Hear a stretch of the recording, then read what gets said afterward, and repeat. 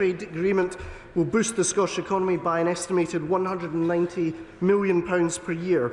Both Brand Scotland and the Power of Place can help small businesses in Scotland and elsewhere increase their global exports. And I would want to pay generous tribute to my honourable friend, thank the International Trade and Investment APPG for its important work, and would be pleased to hear more from honourable friend about the work we can do together. You would stand back. Mr Speaker, in November I called for urgent intervention to support Forth Valley's industrial economy.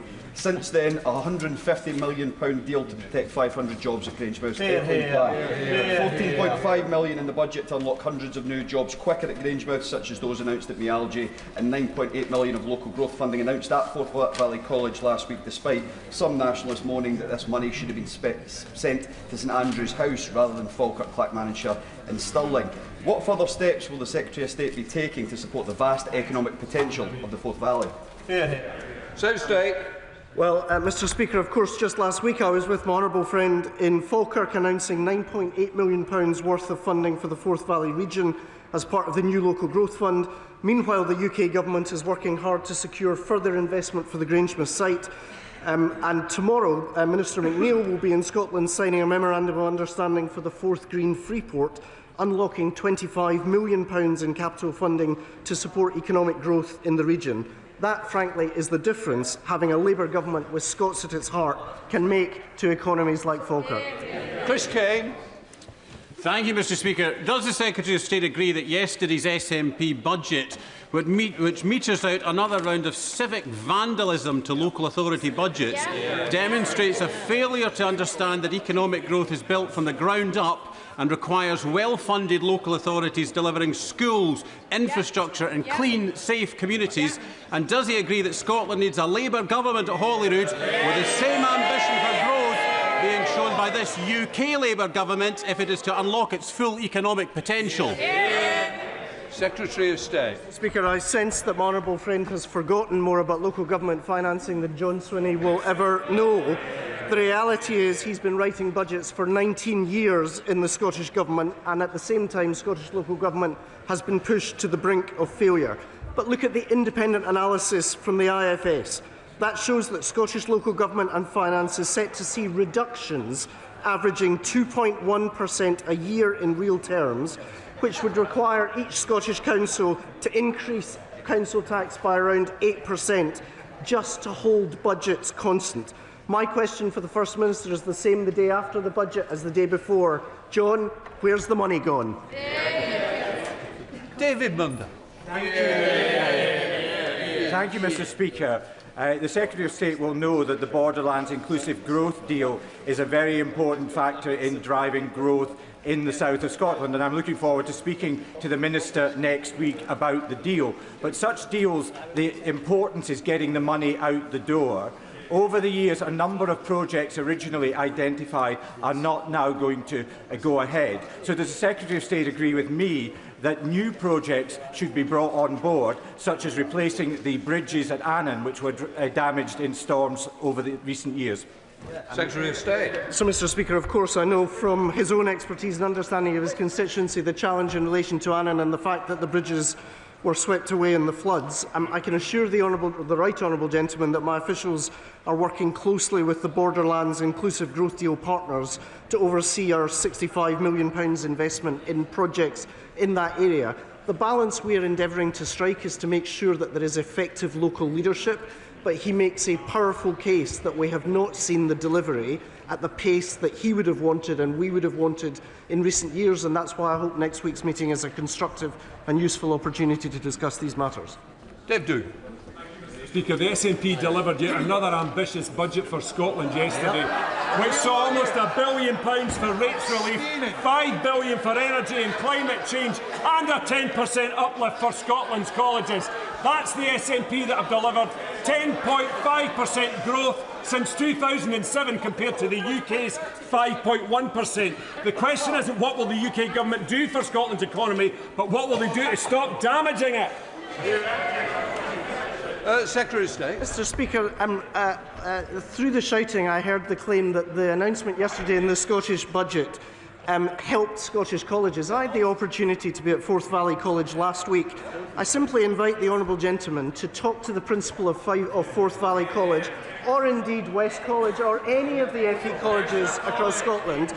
And if the honourable gentleman wants to suggest for 1 second that the uplift announced yesterday touches the sides of the 20% cut that we saw previously, then it would be an interesting perspective. Look at the numbers, don't judge it on the rhetoric, judge the cuts that his government has delivered, and then come back and perhaps apologise to the young people of Scotland. Wendy Chamberlain. Mr Speaker, business rates are crippling, particularly for hospitality in North East Fife, including hotels, and we know that we haven't seen the initiatives that have delivered business rate relief in Scotland as other parts of the UK. Now, the UK Government may be U-turning on this issue, but would they consider a cut to VAT for hospitality so businesses across the UK can benefit? Secretary of State. So, Mr Speaker, my initial glance at the Scottish budget that was announced yesterday suggests that there will still be significant uplifts in 2026 in terms of business rates across Scotland. That is a direct challenge to the claims that we've heard from the Scottish Government in terms of economic growth. And so I hope that, as well as continuing to advocate and make the case to the UK Government, she and her colleagues will take the opportunity to say Scotland's high streets are being let down by the Scottish Government, as surely as Scotland's public services are also being let down. Harriet Cross. This money back in people's pockets is vital for economic growth, but today the government has signed the country up to the highest energy bills for offshore energy for the next 10 years, and bills that we'll be paying for 20 years to come.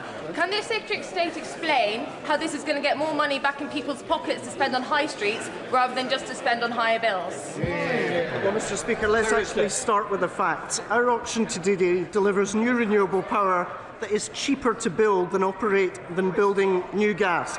Let me give you the figures. Here are the key facts. The cost of building and operating new gas, £147 per megawatt hour. The strike price we agreed today, average of £91. That means the price of wind we've secured is 40% lower than the cost of building and operating new gas power plants. It's simply not true. Jamie Stone. Thank you, Mr Speaker. Tonight, millions of people will tune in to The Traitors, which was filmed at Ardross Castle in my constituency. Really, I should have put on my Claudia Winkleman eyeliner for this one.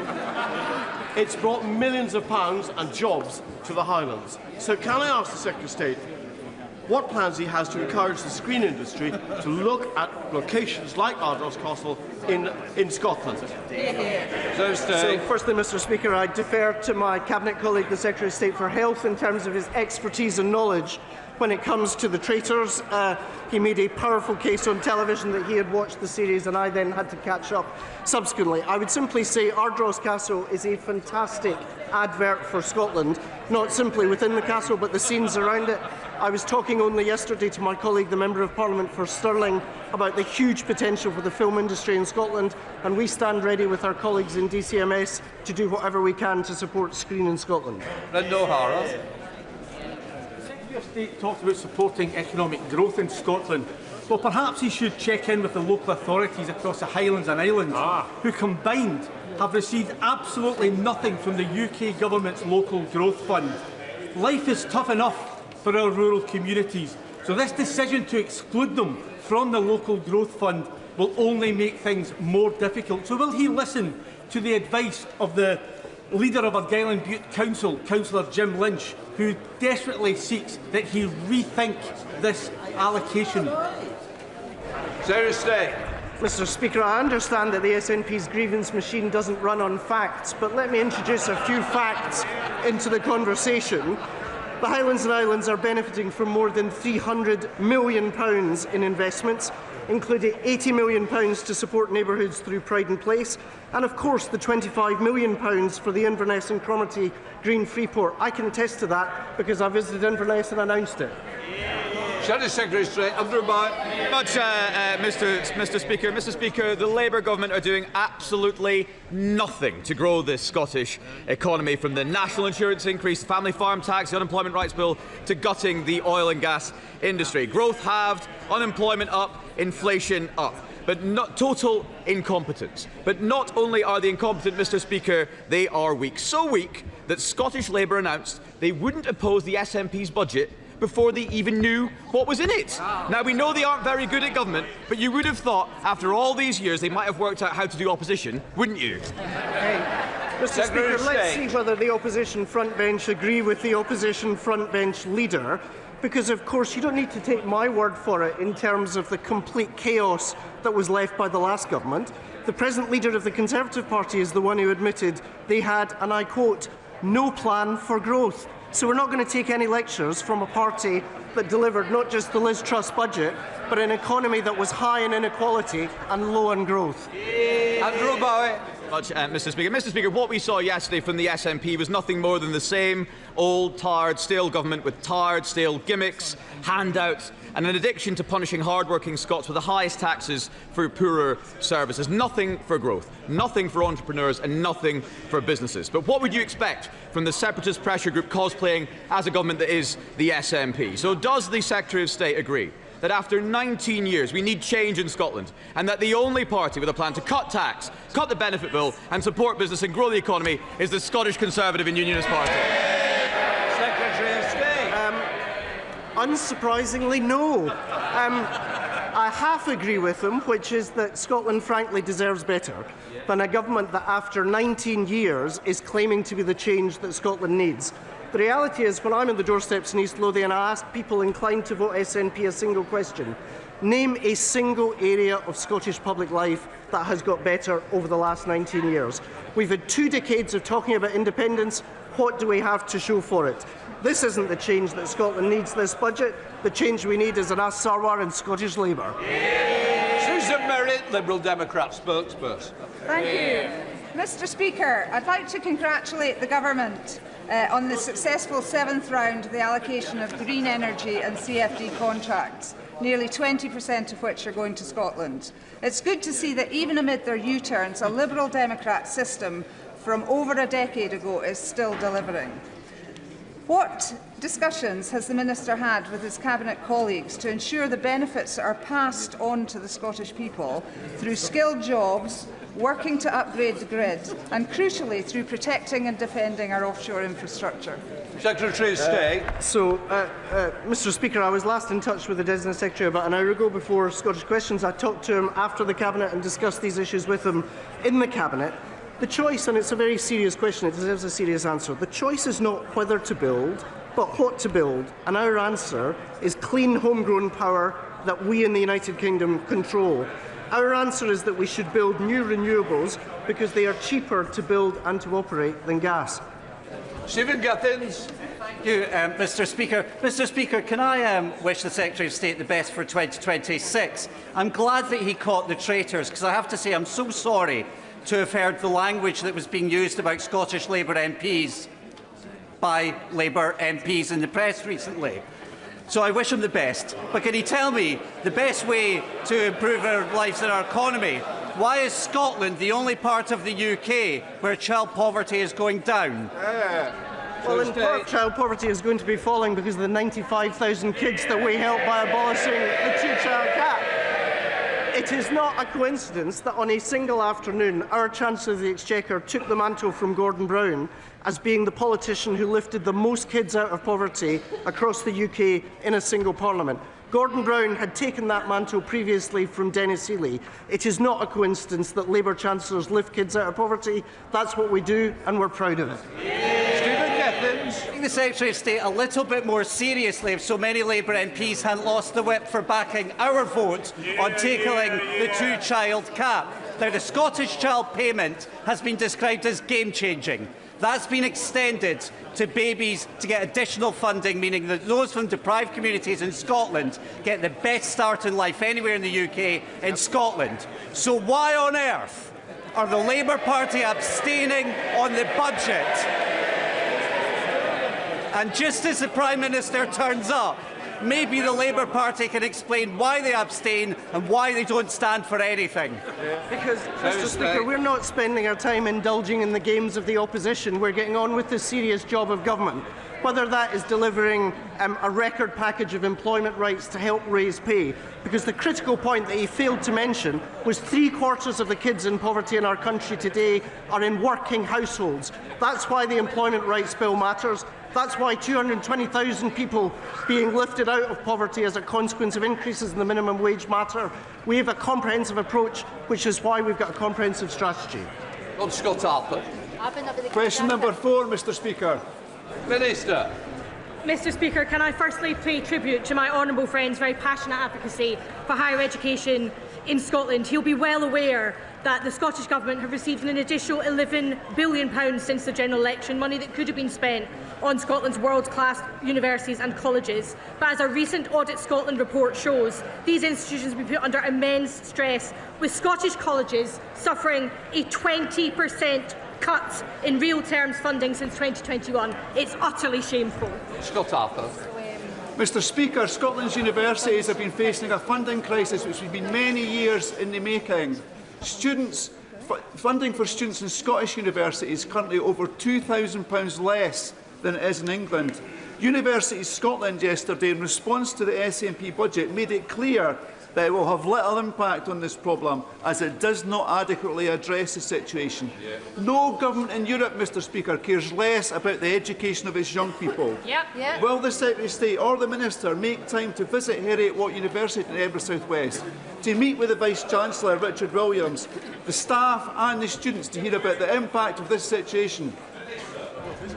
Mr. Speaker, I agree with my honourable friend that Scotland's young people have been appallingly let down, which is why it's time for a new direction. I would, of course, be delighted to meet with him and Heriot-Watt representatives to discuss Scotland's desperate need for a new direction.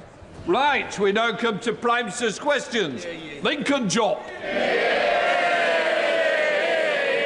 Question number 1, Mr. Speaker. Very well done. Mr. Speaker, can I start by condemning, in the strongest possible terms, the sickening repression and murder of protesters in Iran? The contrast between the courage of the Iranian people and the brutality of their desperate regime has never been clearer. Mr. Speaker, we've called out this brutality face to face. We're working with allies on further sanctions and doing all we can to protect UK nationals.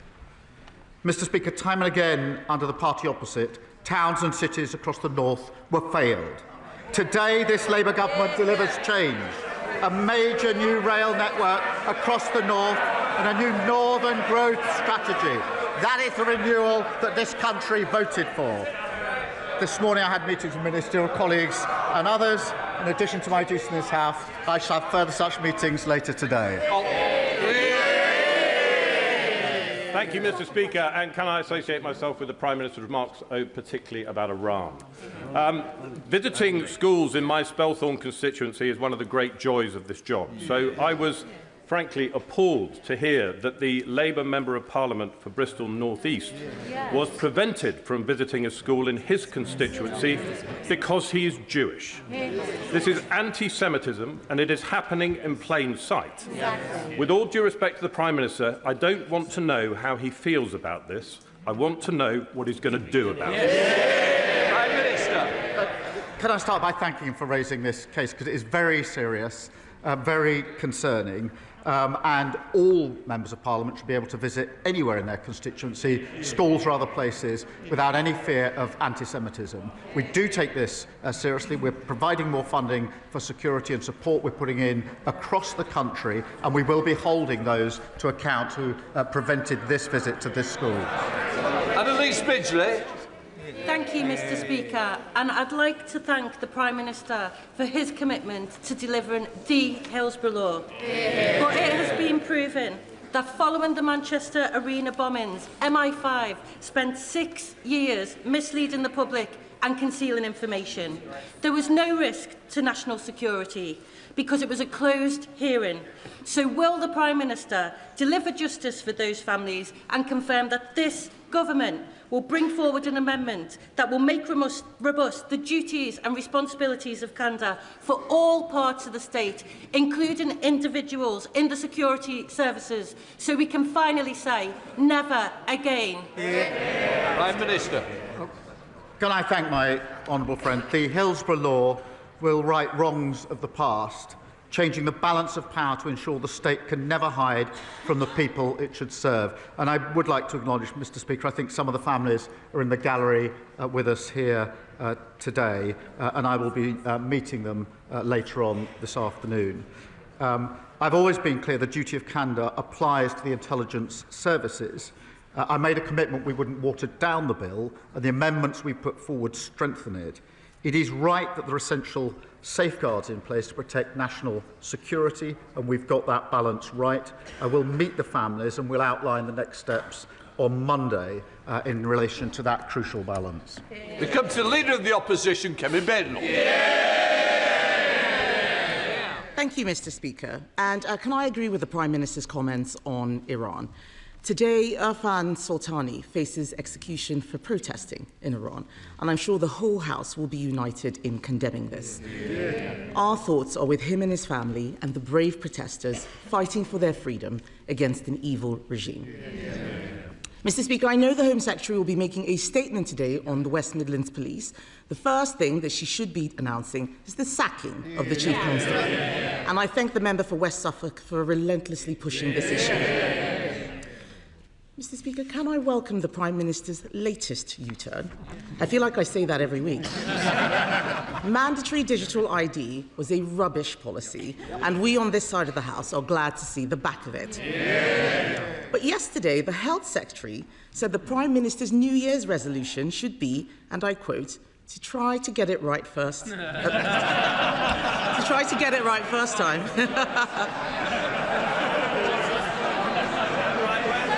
Try to get it right first time. Yes, you did say that. You did say that. My question is, does he agree? Prime Minister. Mr Speaker, I'm determined to make it harder for people to work illegally in this country, and that's why there will be checks, they will be digital and they will be mandatory. And I'll tell her what this government is doing, whether on planning, child poverty, employment rights, investing in our NHS. We're taking the right choices for Britain, and they oppose every single one of them. And she talks about U-turns and consistency.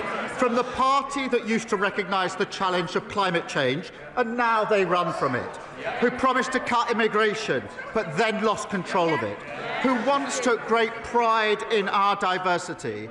Now they talk of deporting our neighbours to achieve cultural coherence. And, Mr Speaker, on consistency, don't get me started on 5 Prime Ministers, 6 Chancellors, 8 Home Secretaries, 16 Housing Ministers.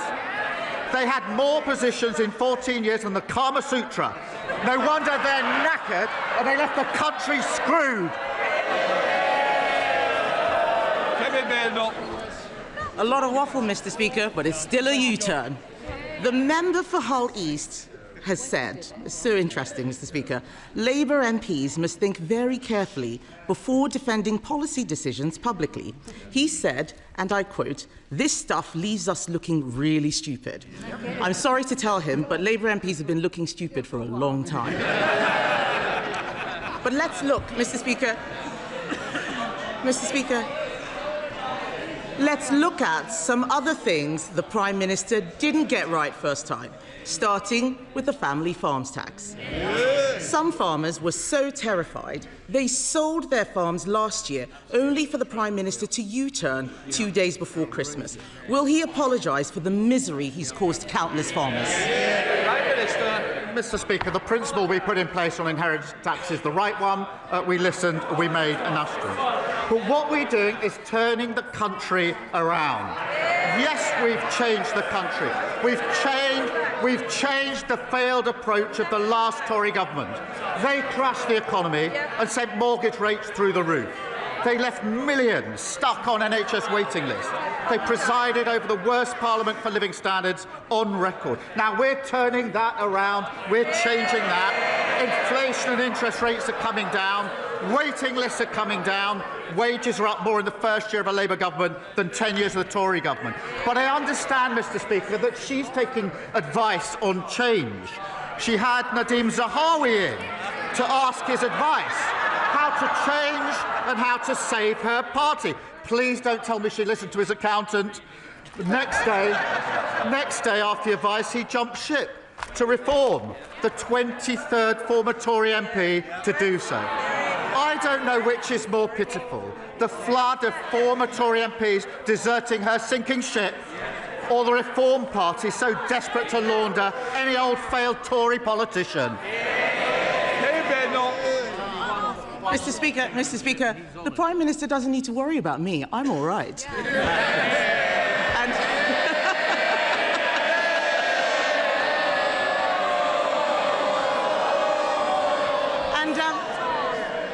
And I didn't hear an apology. I didn't hear an apology to the farmers. Has he even apologised to the member for Penrith, who stood up for farmers only to have the whip removed? This Prime Minister treats his MPs so badly. They follow his lead, and he hangs them out to dry every time. Let's turn to another area the Prime Minister has got wrong. His budget doubled business rates for thousands of pubs. So can the Prime Minister tell us, is there going to be any change to his business rates policy? Prime Minister. Mr. Speaker, we're working with the sector to ensure that they get the support that they need. I have to say, the Leader of the Opposition's newfound concern for pubs will come as a surprise to anyone who remembers the 7,000 pubs that were closed under the Tories. And as Business Secretary, she didn't say a word about it. So we support business. We also support workers, Mr. Speaker. And that's why we passed our Employment Rights Act. And on Mr. Speaker, on Monday, the Business Secretary and I went to Croydon to discuss our Employment Rights Act with workers there. They were very keen on the paternity rights and the maternity rights, which I know the Leader of the Opposition opposes. And whilst we were there at IKEA, they showed me their new prototype, the IKEA Shadow Cabinet. The trouble is, nobody wants to buy it. It's mainly constructed of old dead wood. And every time you lose a nut, it defects to reform.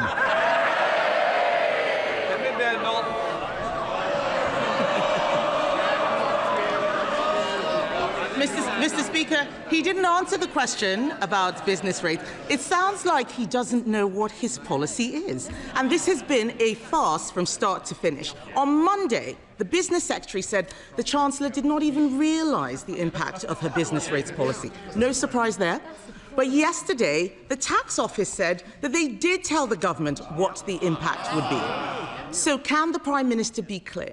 Did he understand the impact of his own policy on pubs? Prime Minister. Mr. Speaker, we're working with this sector.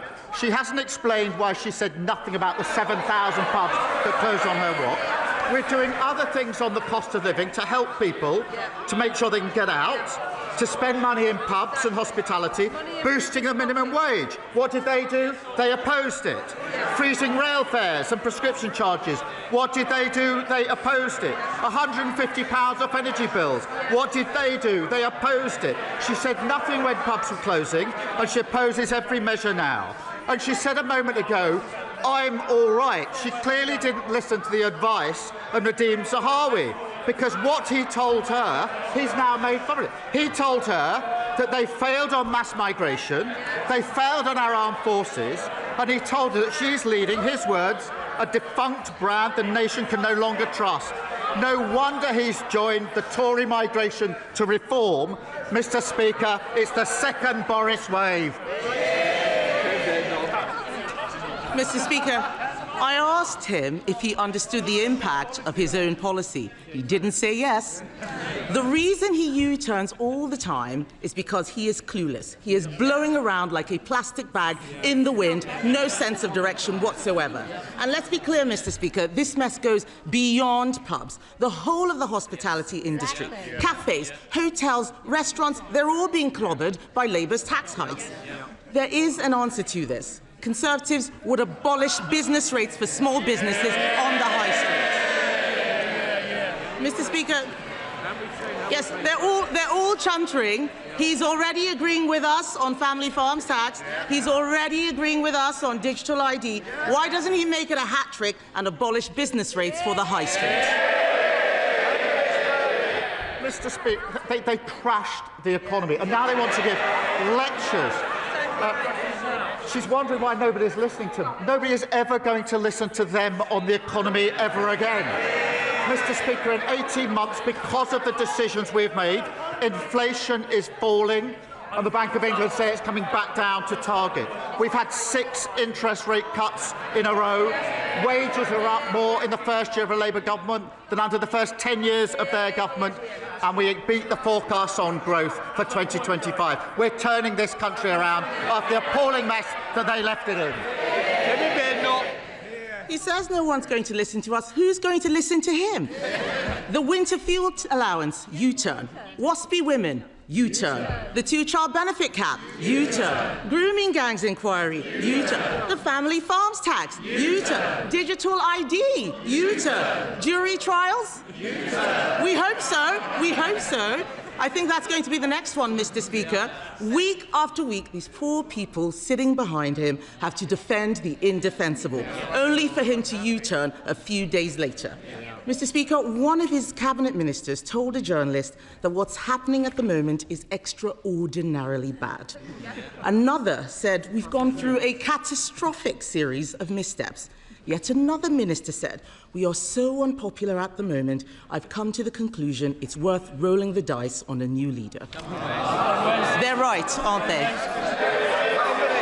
Mr. Speaker, here's the difference. I changed my party, and that's why we stand here with a majority Labour government. She sits there with her party that lost 2/3 of their MPs at the last election, and she's losing more every week. They're queuing up to join the member of Clacton's laundry service for disgraced Tory politicians. Meanwhile, inflation is down, wages are up, and waiting lists are down. Labour's turning the corner and changing this country for the better. Mr. Speaker. Mr. Speaker, I'm sure you will agree, and I hope others across the chamber will also, that we need to recognise and to celebrate achievements. And I say this because across the country, knife crime offences is going down.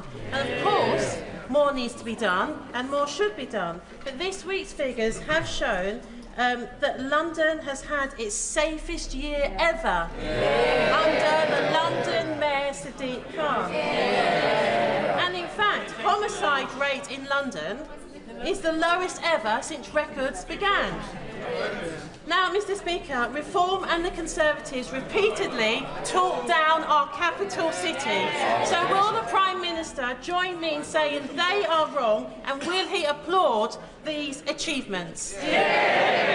Well, she draws attention to the important work of the Mayor of London, and nobody should be talking our country down or talking London down.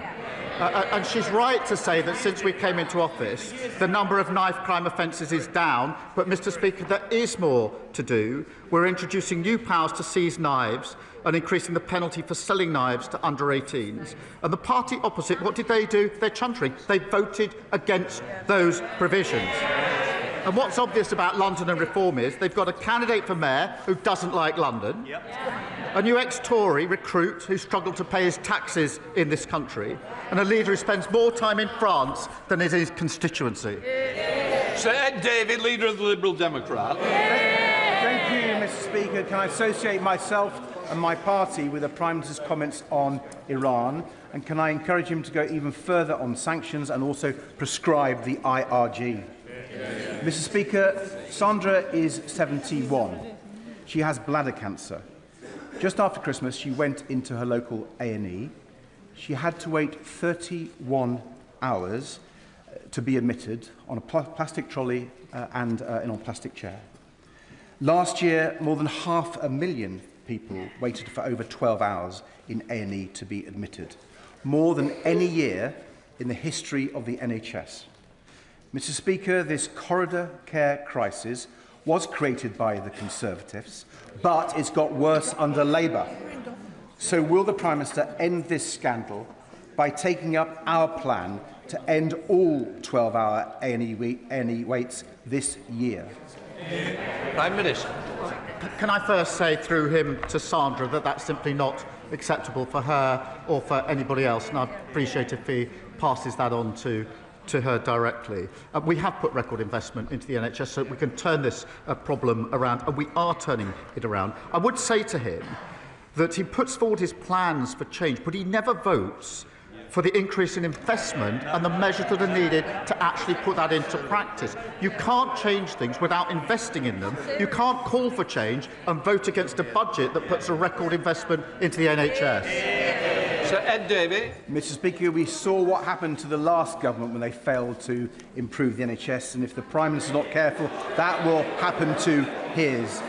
Mr. Speaker, last month I asked the Prime Minister to get a grip of South East Water, who'd left thousands of people in Royal Tunbridge Wells without water.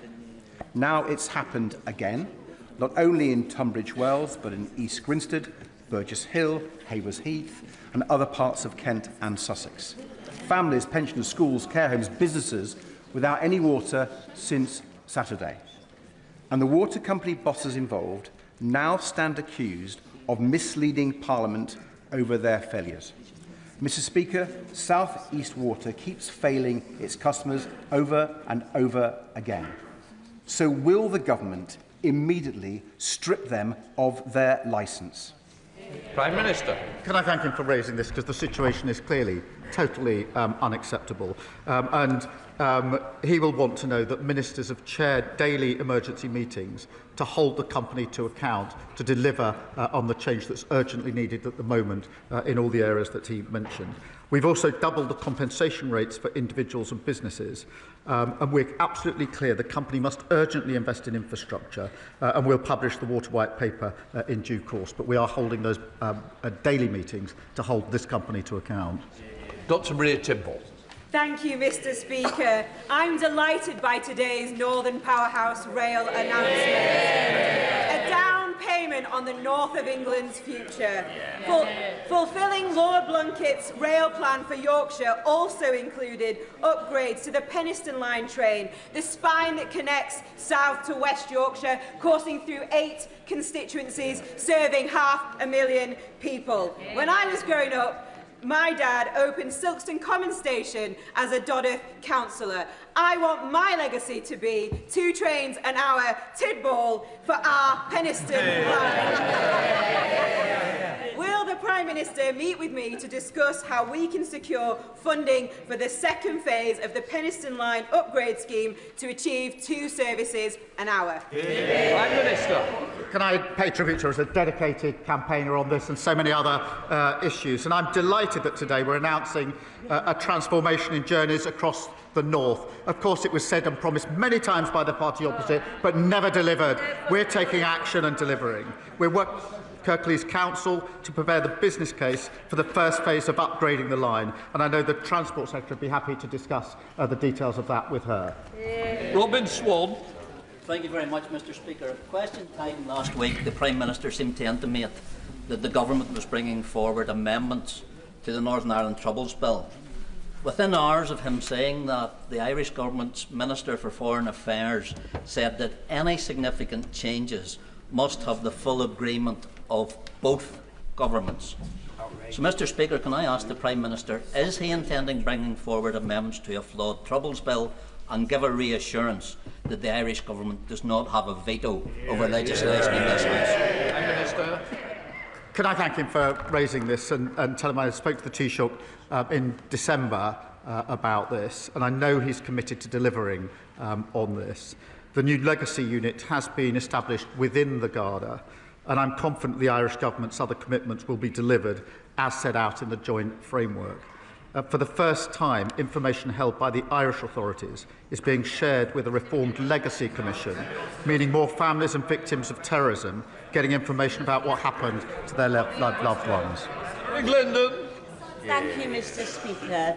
I welcome the Prime Minister's leadership and our government's clear commitment to tackling child poverty, recognising that high-quality education is one of the best routes out of poverty.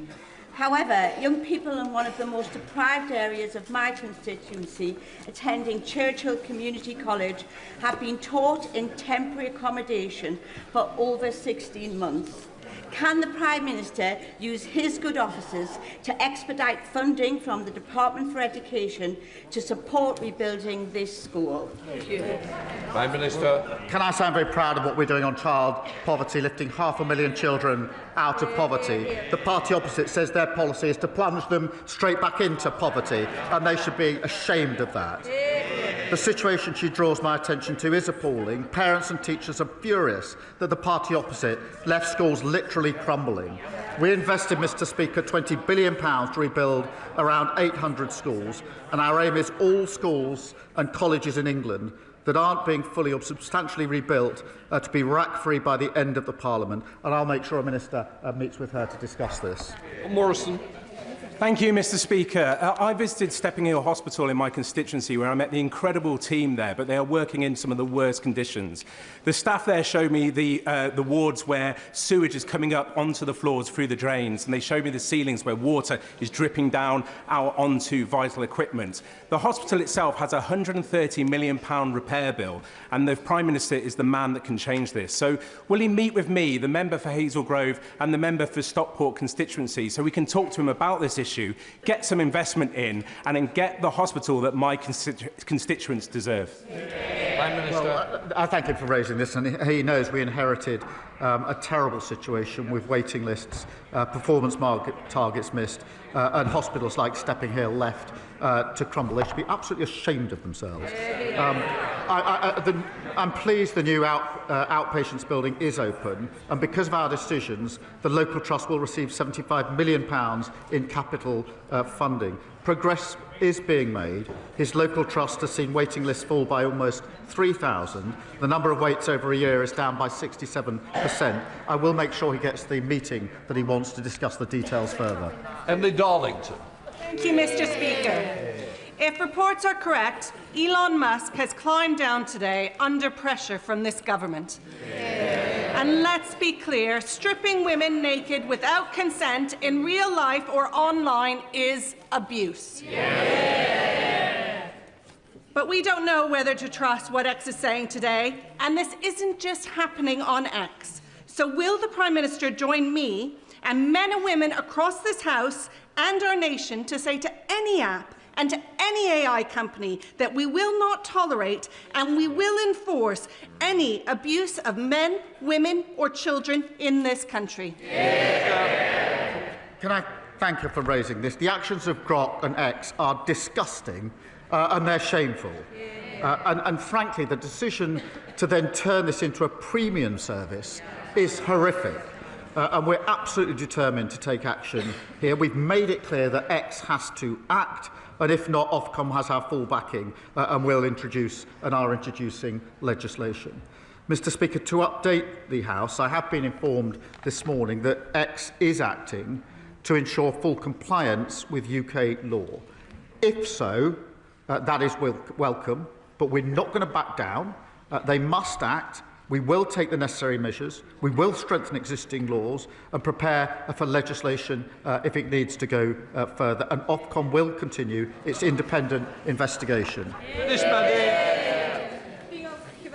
As someone with a personal experience of AI-generated images, the recent AI images shared on X, particularly those of children, sickens me. Yet, the leader of Reform continues to defend Elon Musk. Anyone who defends platforms linked to sexual exploitation of children forfeits any right to give lectures about protecting women and girls. What will the Prime Minister do to stop any political party from putting tech billionaires ahead of protecting our children? Can I thank her for raising this? And it's astonishing that Reform defend Musk on this issue. It is complete. I said the images are disgusting. Their position is disgusting on this. This is weaponising images of women and children that should never be made. And that's why we're acting. Reform refused to do anything about it. But more than that, the point she raises, they would scrap the Online Safety Act that stops children accessing content like pornography, suicide, self-harm and eating disorders. They're an absolute disgrace and know nothing about protecting children. Can I just say, we're only on question 18. If we don't want to get MPs in, please, you're going to have to work with me. Kemi Bonavent. Many of my constituents and Stevenage were appalled to hear Reform MPs oppose the principle of deploying British troops to maintain a peace in Ukraine. Our brilliant armed forces have defended democracy in Europe across a generation, so it is shameful that the leader of Reform opposes that today. That is not leadership, it is surrender. Does the Prime Minister agree that Labour governments always have and always will defend British interests, not those of Russian dictators or oligarchs? Prime Minister. Mr. Speaker, this is a question of values and freedom, I'm proud of the British workers in his constituency, in fact, supporting our Ukrainian allies. Ukrainian soldiers are defending European values on the front line every day. And, Mr. Speaker, in the event of a ceasefire, multinational force will carry out defence and deterrence operations and conduct training, planning, recovery and regeneration of Ukrainian forces. But this week, the leader of Reform said Russia had a casus belli. That means a justification for war in invading Ukraine. A Putin apologist using Russia's talking points. Lewis Cocking. Thank you, Mr. Speaker. The world is becoming more dangerous every single day, and the Ministry of Defence has said it needs an extra £28 billion to keep us safe. Well, I know where the Prime Minister can find it. Stop this nonsense Chagos Island surrender policy and spend that money on protecting the United Kingdom. Will the Prime Minister commit to that, or will he continue to put the interests of foreign governments and countries above our own? Diego Garcia is a vital military base with important capabilities of our own. It's integral to our security. Our decision was welcomed by our allies, the Five Eyes, India and the United States. It was opposed by our enemies, including Russia. Now we can add the Tories to that list and Reform to that list. The Tories following Reform, Reform following Putin. Yasmin Qureshi. Thank you, Mr. Speaker. Mr. Speaker, I would like to offer my condolences to the families of the 4 people who died in the rail traffic accident which occurred over the weekend in my constituency.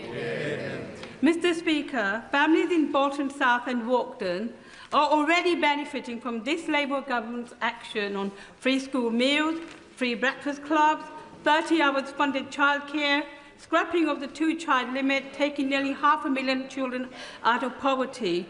But in Bolton South and Walkden and across the country, there is a chronic shortage of social housing and genuine affordable homes. Will the Prime Minister now show the same ambition on housing and commit to a major expansion of social housing? Prime Minister.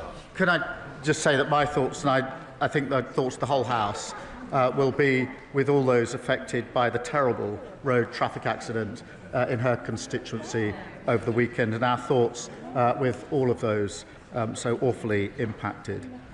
On her question, we are determined to restore the dream of home ownership. That's why there's been £39 billion of investment to deliver the biggest boost in social and affordable housing in a generation. Through planning reforms, the New Homes Accelerator and New Towns, we're determined to deliver the homes that people need. Not Luke Evans. Thank you, Mr. Speaker, and I welcome the Prime Minister's commitment to the violence against women and girls strategy, but I and many have concerns about stigmatising young boys, men and masculinity as inherently toxic, especially when suicide is the #1 killer for young men. So is it about time that we have a minister for men and boys? Because this is about women and men, not women or men. Prime Minister. Can I thank him for his support on what we're doing on violence against women and girls? Can I also agree with him that this isn't about women or men or boys or girls? It's about both. And that's why I was very pleased to bring forward our men's health strategy, one of the first of its sort, to deal with the challenges that young men in particular, in my view, have growing up, particularly with social media, but also to go further on the question of suicide. And I know that that's something that the whole House is prepared to work together on, and quite right too. Caroline Harris. Thank you, Mr. Speaker. As trade envoy to New Zealand, last year I visited Eden Park in Auckland to hear their exciting plans to bring the Edinburgh tattoo to New Zealand. Well, next month that plan becomes a reality, and one of Scotland and the UK's greatest military displays will be taking place in Auckland. This spectacular event is testament to the exciting and successful trading relationship between the UK and New Zealand. Will the Prime Minister join me in congratulating and thanking everyone who's made this a reality? Can I thank her for raising that? Because the Royal Edinburgh military tattoo is absolutely brilliant, as anybody who's seen it will attest. And I'm so pleased that it's heading to New Zealand, and I think it's another example of Scotland's unique contribution to our international image, our culture and tourism. And I think we all wish them the very best of luck in their performance, and I know it'll be very well received. Timothy. Thank you, Mr. Speaker. The police fabricated intelligence to get Israelis banned from Villa Park, as demanded by Islamists. It's not an isolated case. Forces cut deals with dodgy mosques and refuse to arrest preachers who incite violence. The CPS uses the Public Order Act as an Islamic blasphemy law. In prison, governors do deals with Islamists to maintain order. And we all know about the rape gangs. So will the Prime Minister launch a review of the corruption of our criminal justice system by Islamists and the politics of communalism? Prime Minister. Well, I disagreed, as he knows, with the decision of the West Midlands Police, and the Home Secretary will be making a statement in relation to it today. Mr. Speaker, the Home Secretary used to have power to remove Chief Constables. That power was stripped by the 2011 Police Reform Act. The honourable member knows who was making decisions in the Home Office at the time. It was him, working for Theresa May, that stripped that power away. Thank you, Mr. Speaker, and a belated Happy New Year. But for the 4.8 million leaseholders across England, it's not a Happy New Year. They're going to be receiving large bills in a matter of weeks. They've been waiting patiently for us as a new government, a government that said we were going to deliver that change, to bring forward the legislation on leasehold and commonhold. So I want to ask the Prime Minister, when will we see that legislation so that we can put those leaseholders out of their misery? Well, can I thank her for raising this really important issue, and we are bringing forward proposals very shortly now. Thank you, Mr. Speaker. 35,000 children, including my constituent Clover, live with uncontrolled, life-threatening epilepsy. Those who can afford it are already benefiting from prescribed medical cannabis, yet families face endless delays, confused trials and a Home Office process designed for criminal misuse, not healthcare. Will the Prime Minister meet with me and affected families to move paediatric medical cannabis out of Home Office control, create a pathway for proper trials and NHS access, and ensure that all children with life-threatening epilepsy get the care they deserve, regardless of their family circumstances? Well, can I thank her for raising the case of Clover? NHS England and the National Institute of Health and Care Research recently agreed funding for 2 world-first clinical trials relating to the use of cannabis-based products. This could help see medicines more routinely available in the NHS, and I'll make sure that she gets the meeting that she wants with the relevant minister to discuss what else we're doing. Helena Donovan. Thank you, Mr. Speaker. The people I represent are fed up with Southern Water, from sewage to broken pipes and water outages, even on Christmas Day. In November, millions of plastic beads washed up on our beaches, and we discovered they'd come from a Southern Water treatment plant. I'm now campaigning for water companies to stop using this outdated plastic bead method and bin the beads. We're really concerned about the impact on wildlife, and we have a massive clean-up operation on our hands. Over 5,000 people have already supported my campaign with Sussex Wildlife Trust. Will the Prime Minister join me in sharing his horror at this dereliction of duty from Southern Water and calling on them to face the full force of the law for this terrible pollution incident? Can I credit her with helping expose this scandal and working with her and everyone in her community, volunteering to clean up the beaches? That is the very best of who we are. But people are right to be furious that for far too long water companies were allowed to get away with polluting our seas and beaches.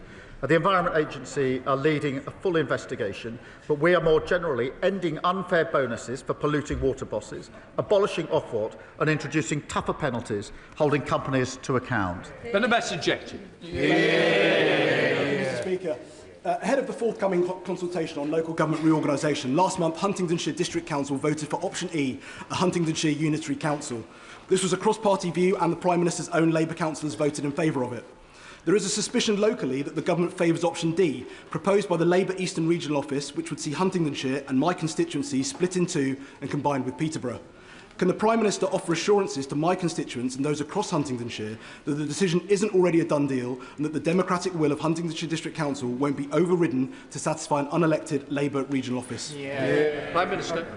There are no done deals here. We're going through the proper process. Thank you, Mr. Speaker. The staff at West Herts Teaching Hospitals Trust, which operates Watford General in my constituency, have been very busy bees. They have recently won Trust of the Year and Performance Recovery at the 2025 Health Service Journal Awards. Will the Prime Minister join me in congratulating the amazing team at Watford General and thank them for all the hard work that they have done to achieve this admirable accolade?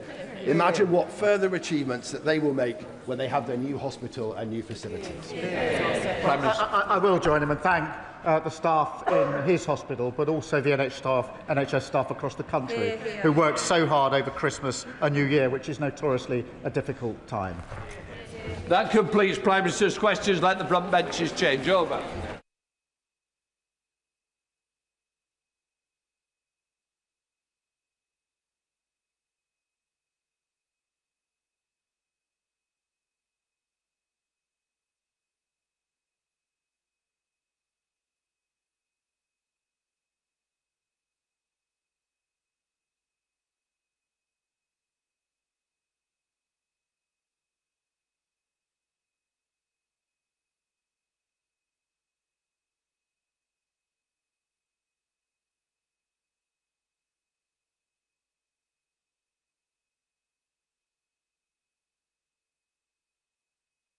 We now come to the first statement. I call the Secretary of State for Transport. Mr. Speaker, I'd like to make a statement on the government's plans for Northern Powerhouse Rail. I realise I'm not the first minister ever to talk about transforming infrastructure in the north of England. I get why people there are sick to the back teeth of Westminster politicians promising the earth and delivering absolutely nothing. Parties, whether the Tories or Reform, who lack ambition